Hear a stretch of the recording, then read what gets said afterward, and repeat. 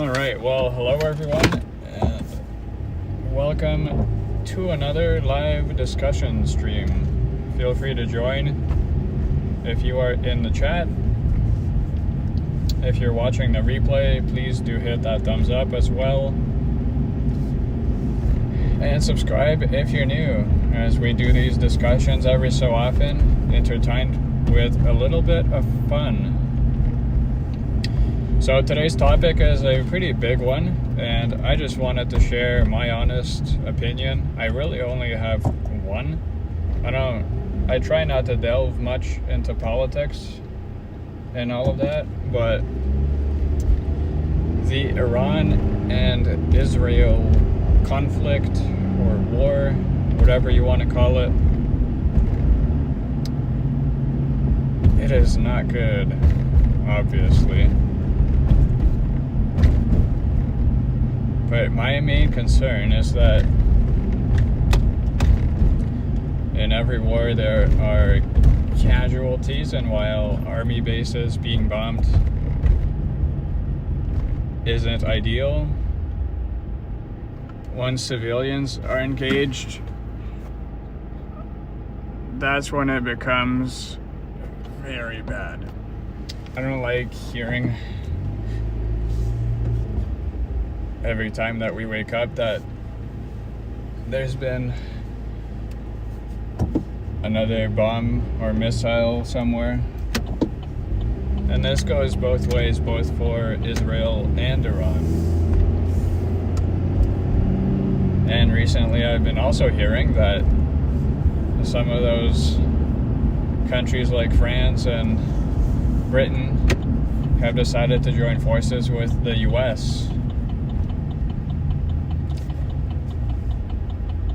to join Israel in the fight against Iran, as they're calling it. And the thing is, we can disagree on who is right and who is wrong, but I think all third parties should honestly be working towards diluting the conflict, not picking sides and choosing who they're going to help and who should fall. Yes, some specific people might be bad. Some people are not good leaders and all that, but ultimately, apart from this time where that one guy in Iran, their leader, got killed almost instantly on the first or second day of war. Mostly, it is civilians getting hurt in accidents or on purpose, whether it is the other country trying to prove a point.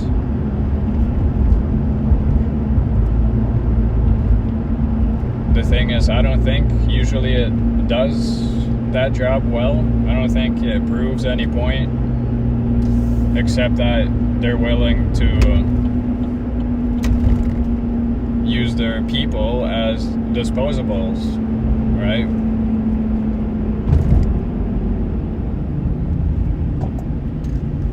When they're bombing US bases, at least that kind of makes sense in terms of politics and power, because that's where the missiles are coming from, right? The USA sponsors a lot of wars, actually, because they just have such a big arsenal. And other people have big pockets. So while I don't like the idea of bombing in general, at least bombing military bases and structural buildings kind of makes sense. But when it comes to missiles hitting hospitals and random buildings, because that country's defense system couldn't intercept them in time, that's where the line kind of gets really hard. And feel free to put your thoughts in the comments as well. I'll be reading them. It's always interesting to see what other people think on the matter. But that's my point. Because I'm seeing a lot of people online, people that couldn't possibly have the balls to say what they say online, telling others that they deserve it or that they don't deserve it. And well, that's just not fair, because maybe politicians deserve it, and I'll fully support that against a lot of politicians, and specifically some. But civilians don't deserve it. Just because they live or were born in that country doesn't give others the right to take lives. Or in a way, it's even worse when people don't necessarily get killed, because you can get severe injuries, mental injuries, and until that size of a conflict doesn't come to your house or to the people writing those comments, they're gonna think it's just fun and games. Because while it's fun seeing what we're calling shooting stars in another country raining down on buildings like it's a video game, but hey, I can guarantee you, if a single missile comes towards the USA, nobody's gonna be so brave anymore. Although, to be fair, some people I don't think are brave. They're just stupid. Because our social media has really trained everyone to just joke around about stuff like they're nothing and ignore other people's trauma, feelings, actions, without really thinking about what would happen if this was your life and your family and your country that was involved. If you listen out to the people that are still there or have fled their countries because of war, and not those Instagram, TikTok people that are doing it for the views. If you listen to the actual people that are genuinely left shirtless because their building was randomly bombed, they're not protesting the other country. Most times they're protesting the leaders, and even leaders of their own country, because a conflict doesn't start one way. It's usually a conversation, and war is an agreement that both parties have to agree to.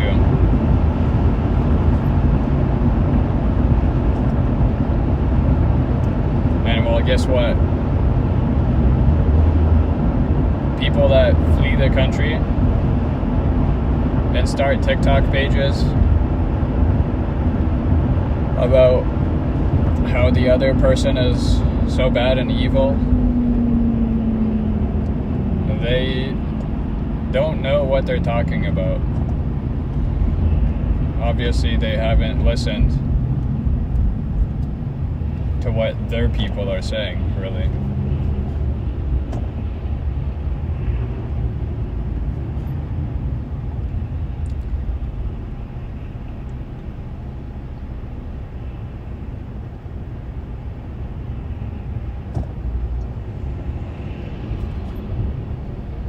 I guess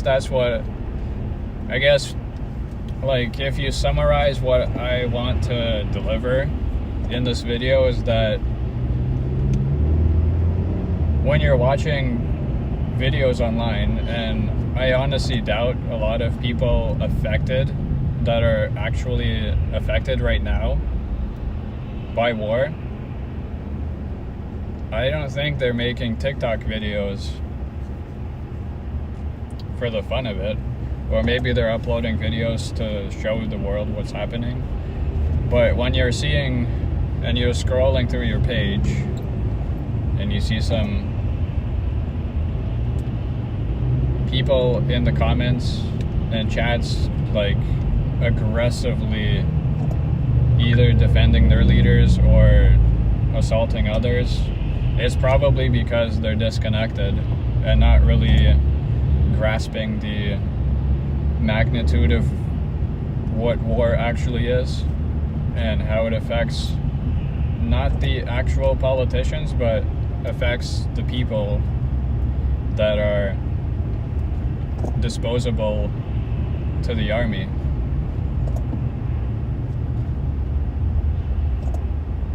Because when you take a look back and you see all the casualties that have somehow been apparently necessary to win a conflict,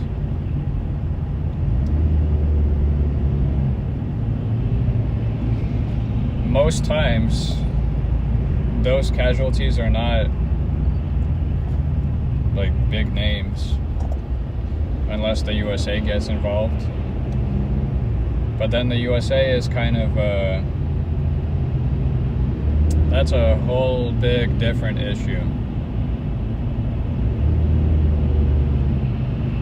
The main point here is that what I want to reiterate is that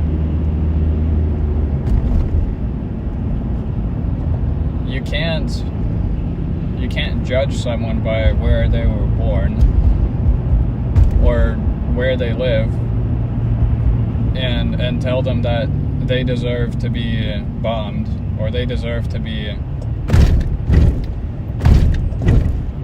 taken over by a different country unless proven otherwise.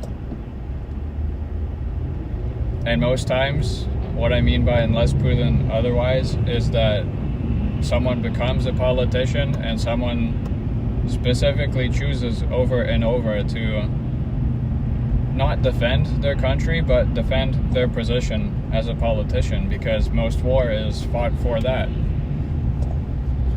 At least in this age, people don't start killing others because they need to defend their border.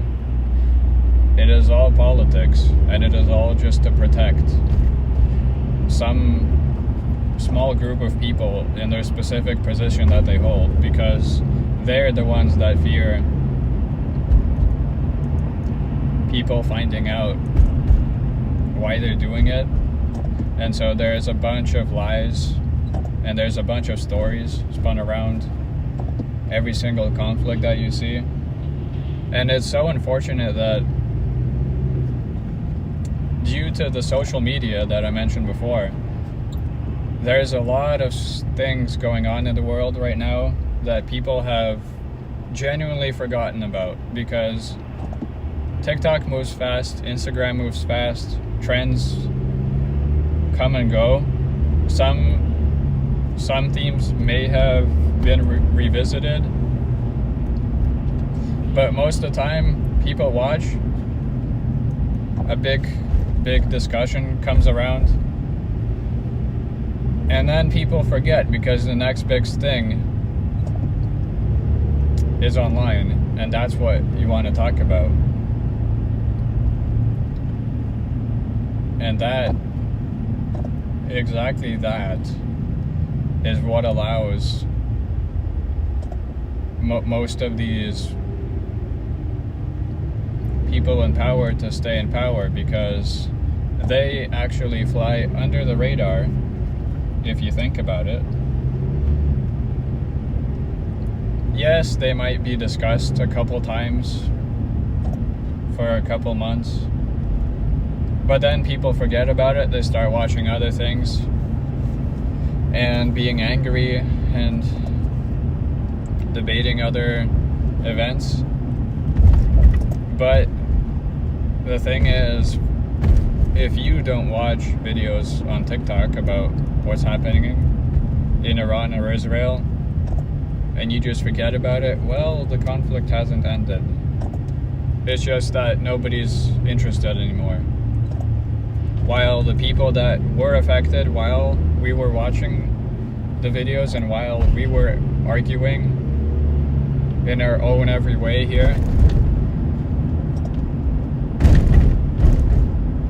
both everyone that's living there, has lived there, fled the country. I know a lot of people that raise their voices here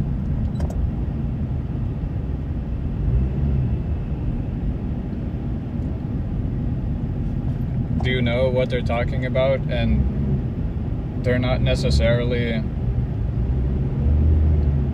against everyone that lives in the other country or was born there, because really it's not civilians, it's the politicians at fault. But that's the effect of social media. It turns everyone on each other, and we love debate. People love debating stuff and arguing about things that they know only half the story, and the half the story that we know is the one that's, well, convenient. But hey, if you think that I'm wrong,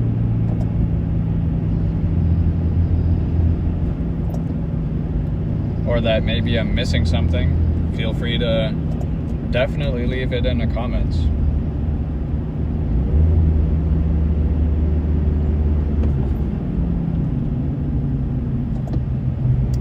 And like always, if you want me to discuss something on the next live stream, drop your ideas below the video after the live stream is done. I'll be looking through, I always look through all the comments, so if there's something interesting that I find or something that everyone agrees on that should be brought to light and discussed in a friendly manner, and one that tries to stay as objective as possible,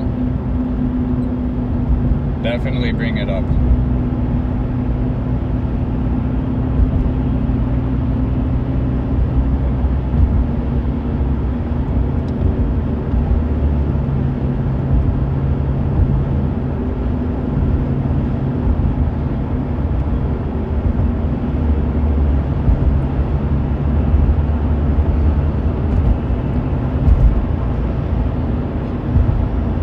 Like I said before, I'll just repeat it again. If you agree with what I said, I'd love to hear your thoughts, or maybe additional thoughts in the comments. If you disagree with what I was saying, then definitely also feel free to leave a comment.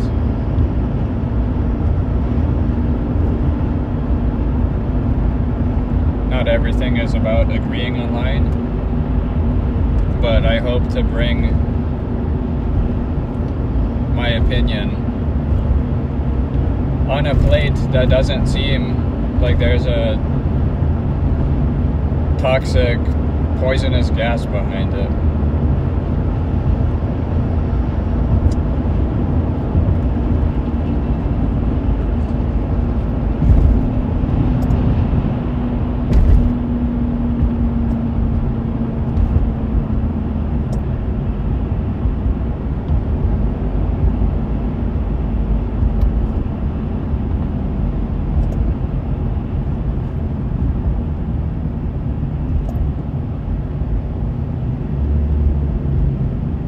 Now on a whole completely different note, friendly reminder to hit the thumbs up if you're watching live, or if you're watching the replay.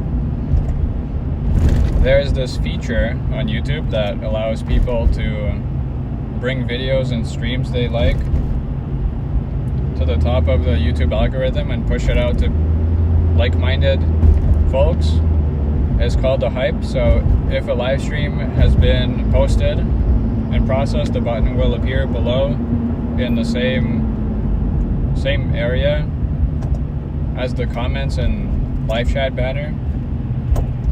So if you see that button, I'd appreciate a click, as it shows YouTube that there's something of value here. Hey, even if you don't like the content, if you disagree with it, you can still hype it.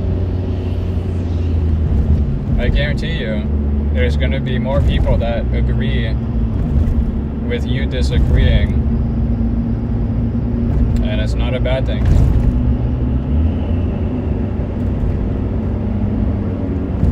Well, while I might disagree with some of your guys' thoughts, it's always valuable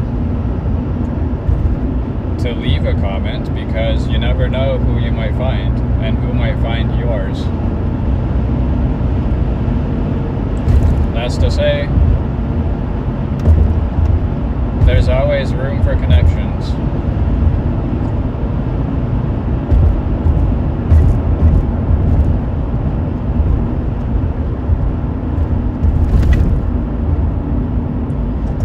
And keeping off topic, most of my point has been made. Once again, I really hope those who have listened and watched understand my point of view, and hopefully it doesn't come off as me being critical or criticizing any specific country or people, because everyone deserves to live in peace. Well, unless proven otherwise. But even then, we're all human, so one single mistake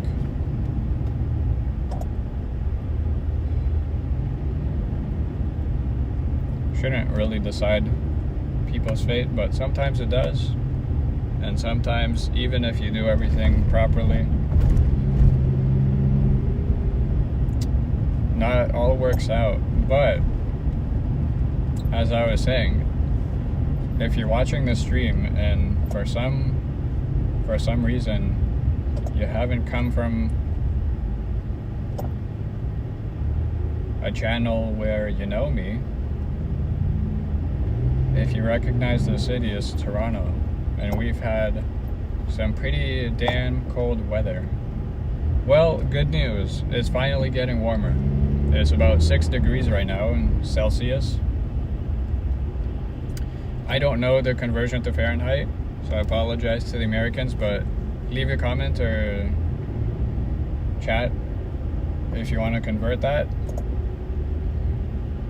And supposedly it's gonna get even warmer by Saturday, as we're supposed to get into the double digits, having 15 degrees above zero.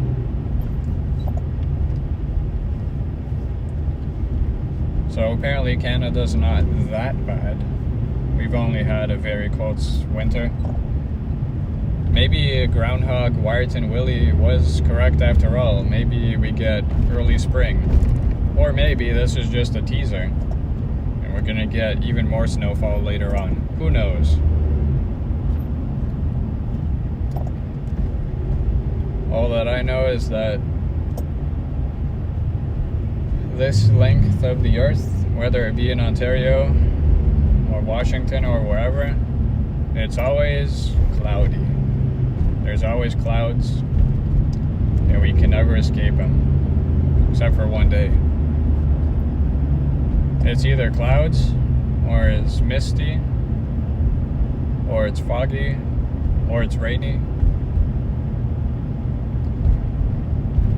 But when Toronto decides to have good weather, oh boy, is it ever beautiful. And if you keep sticking to this channel and you subscribe, be sure to turn on those notification bells, because summer is coming. And you can bet everything that this channel will bring you the summer. through YouTube. We are actually pretty close to 50 subscribers. Once at 50 subscribers, I technically unlock live streaming, so I could go live straight from the phone. But that's no fun. As a reminder, these streams are available in 2K resolution or 1440p and HDR for compatible devices. So check that settings cog and enjoy high quality if you're able to, or if the internet is good enough where you are. On the replay, the same is applicable, just without a live chat.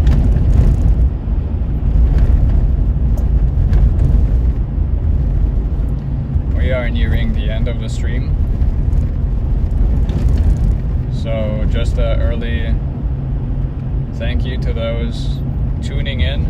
I can't really check the chats while I'm driving. That's why I do these discussions, so that I can hopefully start a healthy conversation, and fingers crossed others pick it up, or even if they don't decide to join the conversation, hopefully people listening can find value in my opinion. And like I said, I am willing to talk about almost everything. I just don't like delving into politics much. It's not healthy in there. I don't possibly know how to spin a story about politics without going absolute ham on somebody.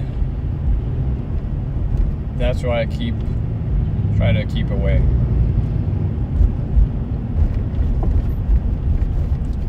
We'll try to dance around that stuff. But if you have a hobby, or if you're curious about something, I keep saying this, but yeah, drop a comment. We'll check it out on the next stream.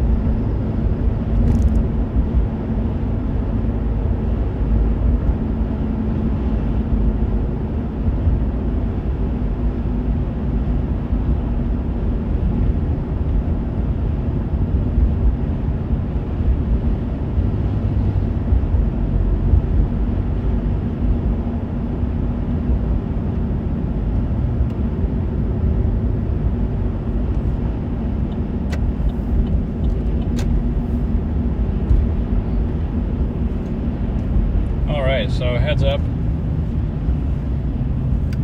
We are basically at the destination, which means end of a stream. But here's an idea. Maybe we can discuss coffee in the next stream. Who knows? Drop your comments. And I wish this advice wasn't so goddamn obvious, but think before you write.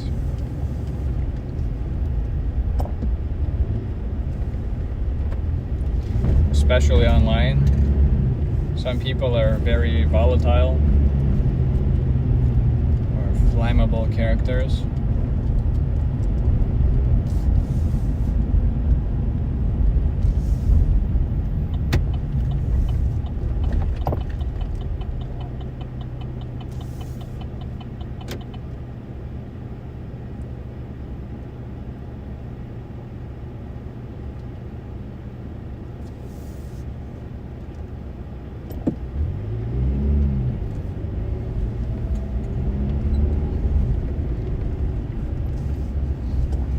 What can I say? There's